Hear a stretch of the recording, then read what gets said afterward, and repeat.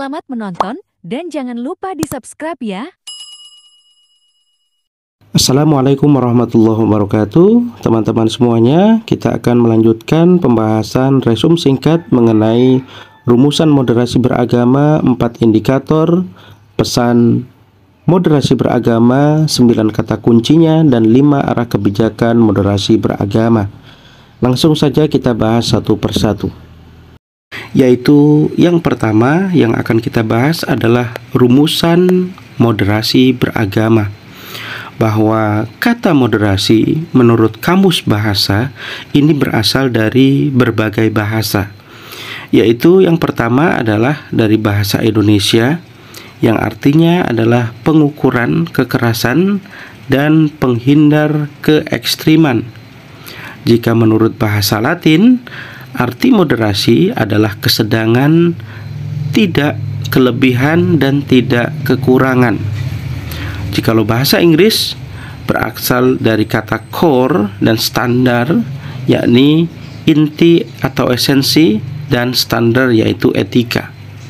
Kemudian diambil dari bahasa Arab, moderasi ini berasal dari kata wasat atau wasatiyah yang memiliki padanan makna yang serupa dengan kata tawasud yang artinya tengah-tengah, i'tidal yang artinya adil, dan tawazun yang artinya berimbang.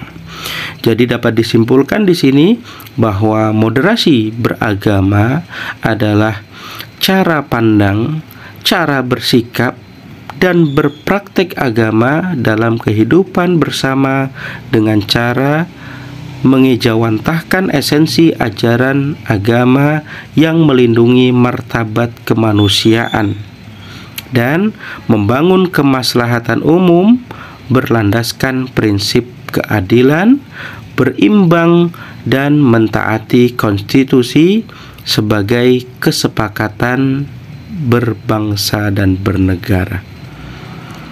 Oke, kita masuk yang bagian selanjutnya, yaitu mengenai moderasi beragama. Moderasi beragama ini memiliki indikator yang dapat diukur keberhasilannya. Jadi moderasi beragama bukan hal yang absurd yang tidak bisa diukur. Keberhasilan moderasi beragama dalam kehidupan bermasyarakat di Indonesia dapat dilihat dari tingginya 4 indikator utama, yakni indikator moderasi beragama ini ada 4, yaitu yang pertama adalah komitmen kebangsaan. Artinya sikap penerimaan kita terhadap prinsip-prinsip berbangsa yang tertuang dalam konstitusi, Undang-Undang 1945, dan seluruh regulasi yang berada di bawahnya. Yang kedua, kemudian toleransi. Toleransi ini adalah menolak tindakan seseorang atau kelompok tertentu yang menggunakan cara-cara kekerasan, baik secara fisik maupun verbal, dalam mengusung perubahan yang diinginkan. Yang selanjutnya adalah anti kekerasan, yaitu sikap menghormati dan memberikan ruang kepada orang lain untuk berkeyakinan, mengekspresikan keyakinannya, dan menyampaikan pendapatnya, serta menghargai kesetaraan dan bersedia untuk bekerja sama. Kemudian yang keempat, indikator moderasi beragama adalah penerimaan terhadap tradisi, yaitu sikap ramah kita dalam penerimaan tradisi dan budaya lokal dalam perilaku keagamaannya, sejauh tidak bertentangan dengan pokok-pokok ajaran agama. Inilah 4 indikator yang menjadi kata kunci yang dapat mengukur keberhasilan moderasi beragama. Kemudian yang selanjutnya adalah muatan pesan keagamaan. Ada 7 hal, yaitu yang pertama adalah memajukan kehidupan umat manusia. Jadi di dalam moderasi beragama ini memiliki pesan penting, yaitu dapat mewujudkan kehidupan umat manusia yang bersikap hidup yang amanah, adil, serta menebarkan kebajikan dan kasih sayang terhadap sesama manusia.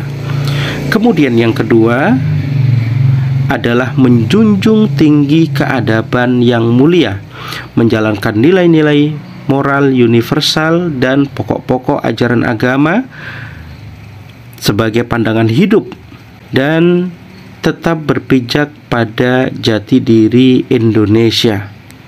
Yang ketiga adalah menghormati harkat martabat kemanusiaan yang mengutamakan sikap memanusiakan manusia, baik laki-laki maupun perempuan, atas dasar kesetaraan hak dan kewajiban warga negara demi kemaslahatan bersama. Kemudian yang keempat adalah memperkuat nilai moderat, yakni mempromosikan dan mengejawantahkan pengamalan dan cara pandang, sikap dan praktek keagamaan dengan jalan tengah, tidak berlebih-lebihan. Yang kelima adalah mewujudkan perdamaian, artinya menjadi pionir yang menebar kebaikan dan kedamaian, mengatasi konflik dengan prinsip yang adil dan berimbang, serta berpedoman pada konstitusi. Kemudian yang keenam adalah menghargai kemajemukan, menerima keberagaman sebagai anugerah, dan karenanya bersikap terbuka terhadap perbedaan-perbedaan yang ada. Kemudian yang ketujuh adalah menaati komitmen hidup berbangsa, yakni menjadikan konstitusi sebagai panduan hidup umat beragama dalam berbangsa dan bernegara, serta mentaati aturan hukum dan kesepakatan bersama.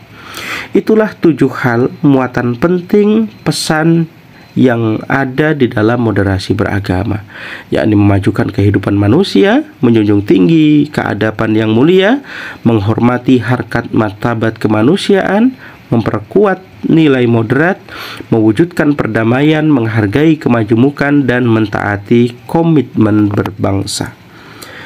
Selanjutnya adalah 9 kata kunci dalam moderasi beragama.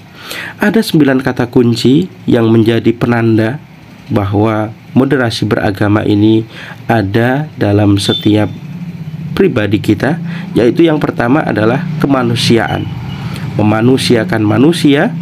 Yang kedua adalah kemaslahatan umum. Yang ketiga keadilan. Yang keempat berimbang. Yang kelima taat pada konstitusi.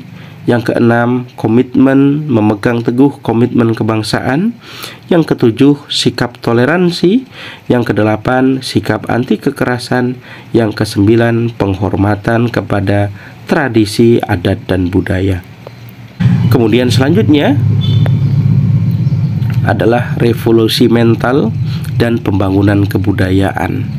Ini yang dimaksud dengan RPJMN tahun 2020 sampai 2024 dalam skala prioritas nasional yang keempat, yakni yang pertama adalah revolusi mental, pembinaan ideologi Pancasila, kemudian meningkatkan pemajuan dan pelestarian kebudayaan.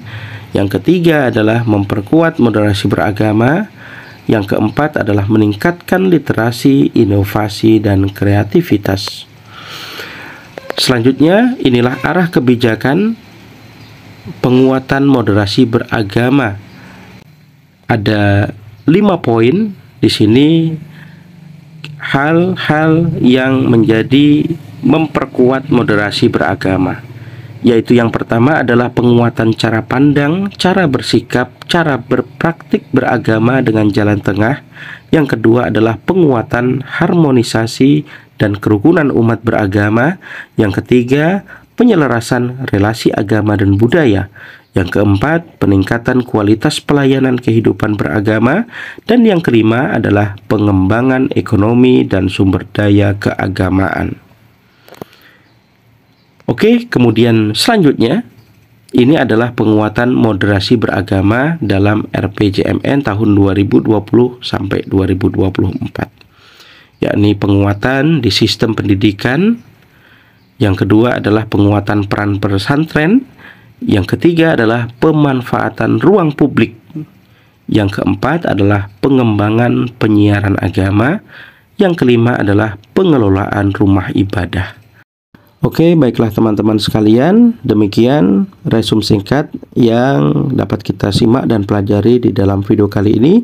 Semoga bermanfaat bagi kita semua, dan untuk teman-teman yang mengikuti ujian hari ini semoga sukses dan berhasil mendapatkan nilai yang baik dan barokah untuk kita semua.